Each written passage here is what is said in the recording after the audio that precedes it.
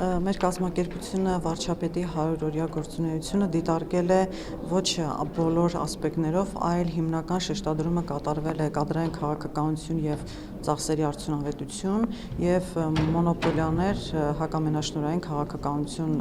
ուղղություններով, որպեսզի գնահատելի լինի կամ տեսանելի լինի, թե տրված հանձնարարականները, ավելի ճիշտ այն հրապարակային ելույթները կամ տեսակետները, որոնք հնչեցվել են, ինչպիսի գործուն քայլերի են վերածվել, ինչ հանձնարարականներ են տրվել դրա հիման վրա, ինչ միջոցներ են ձեռնարկվել, իրավական ակտեր են ընդունվել կամ նախագծեր մշակվել, որոնք հենց պիտի այդ նրա տեսլականի իրագործումը ցույց տային։ Ճիշտ ուղղությամբ է գնում կառավարությունը։ Անկեղծ ասած չեն կարող ասել միանշանակ ճիշտ ուղղությամբ է, թե ոչ ճիշտ ուղղությամբ է, որովհետև կան այնպիսի հայտարարություններ, որոնք չեն վերածվել կոնկրետ գործողության կամ քայլերի, կամ որոշ գործողություններ ուղղակի կառավարությունը ժառանգել է նախորդ կառավարությունից։ Բնականաբար 100 օրը շատ կարճ ժամանակ է գնահատելու այս կամ այն գործունեության արդյունավետությունը, բայց երբ որ վարչապետը եկավ եւ այսպես ավելի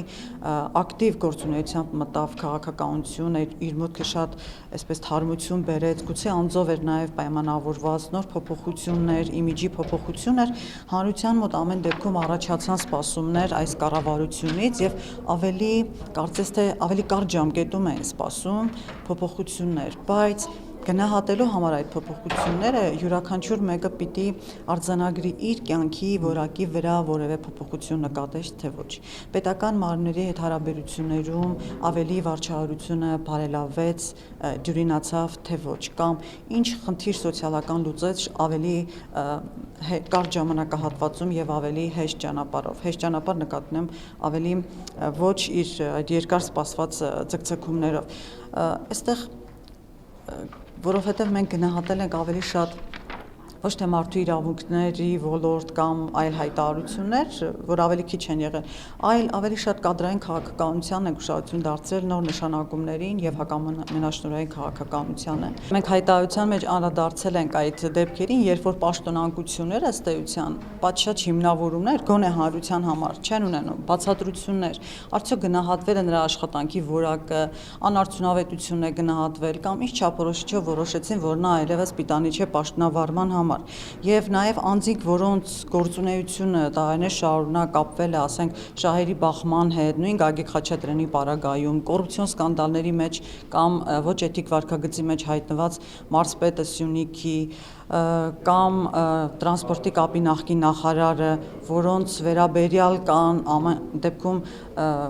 մամուլի գոնե հայտնի են դեպքեր նրանց ապօրինի ձեռնարկատիրական գործունեության կամ ձեռնարկատիրական գործունեության մասնակցության մասին, որևէ կերպ գնահատական չտրվեց արդյոք նրանց պաշտոնավարումը օրինավորության սահմաններում էր։ Ուղղակի եղան պաշտոնանկություններ, բայց որևէ մեկը նաև չի բացառում, քանի որ չեն եղել նաև նրանց գործունեության գնահատում եւ դատապարտումներ, որ եթե վաղը մյուս օրը կփոխվի քաղաքական իրադրությունը կամ կստիպի քաղաքական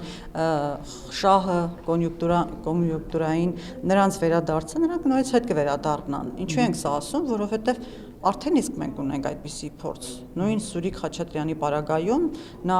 հեռացվեց, ազատվեց աշխատանքից որոշ ժամանակ անց, նորից վերականգնվեց, այսինքն անփոխարինելի կադրի սինդրոմը կարծես թե մնում է։ Այս դեպքում էլ չենք բացառում, որ շատ վատ կլինի, բայց եթե ազատվածների վերադարձ տեղի ունենա։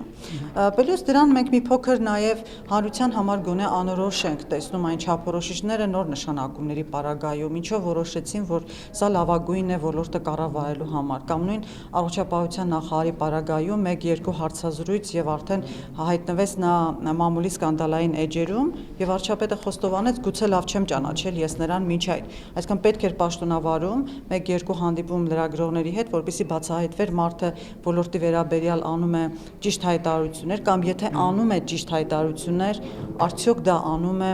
կոռեկտ շեշտադրումներով, որպեսզի դրանից հանրության մոտ չառաջացնի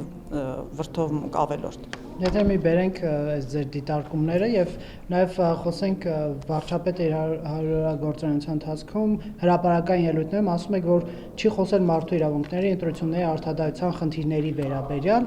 արդյոք սա նշանակում է, որ հաջորդ ընտրություններին ինքը դիտարկում է, որ կարող են հաջորդ ընտրությունները լինել ոչ արդար ու թափանցիկ, ինքը ընդունում է, որ կարող է այդպես լինել չխոսելով եւ մարդու իրավունքների վերաբերյալ արդարադատության փոխնախարար քիչ առաջ մեզ մեզ ասում էր, որ մենք մեծ բարեփոխումներ ենք նախատեսում, դատաիրավական ոլորտ, դատարաններ, անկախություն եւ այլն։ Այդ ձեր գնահատականներն ինչի վրա են հիմնված։ Մեր դիտարկումների վրա են հիմնված, հետևել ենք վարչապետի հանրային ելույթներին, հրապարակավ հարցազրույցներին եւ նկատել, արձանագրել, որ իսկապես մարդու իրավունքների ժողովրդավարության արդարադատության թեմաներով նա ըստ էության օրակարգային հարցեր չի դարձրել դրանք, կամ եթե եղել են հարցադրումներ, այո, ասել է, որ արդարադատության համակարգ ունի բարեփոխման կարիք, այսքանը, բայց ոչ ուղին, ոչ ճանապարհը, ոչ ելքերը որևէ կերպով չեն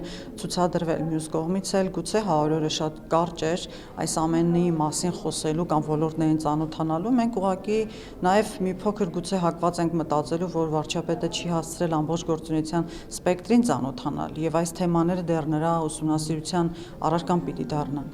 Ինչ պետք է սպասենք ընտրությունների վերաբերյալ, ինչ հայտարարություն պետք է ունենա։ Ընտրությունների վերաբերյալ ոչ թե այստեղ ավելի շատ միայն վարչապետի հայտարարություն էր, այլ որպես գործադիր մարմնի ղեկավար, որը նաև օրենսդրական նախաձեռնության իրավունք ունեցող սուբյեկտ է, այնպիսի կանոնակարգումներ կարող էին առաջադրել, որոնք բացառային իսպար բացառային կամ նվազեցնեին վարչական ռեսուրսի չարաշահումները, գոնե հանձնարարական, ասենք զսպվածություն հանրային ծառայողների կողմից այդ քաոզարշավի ընթացքում կամ պահպանելու։ Ես իհարկե ավելի շատ գործադիրի հետ հիմա արդեն չեմ կապի, այլ գործող ընտրական օրենսգրքի, ընդունված նոր ընտրական օրենսգրքի, որի պայմաններում չեմ կարծում, թե այդպես շատ թափանցիկ, արդար կամ մրցակցային ընտրություններ ենք ունենալու զուտ ընտրական օրենսգրքի կարգավորումներից ելնելով։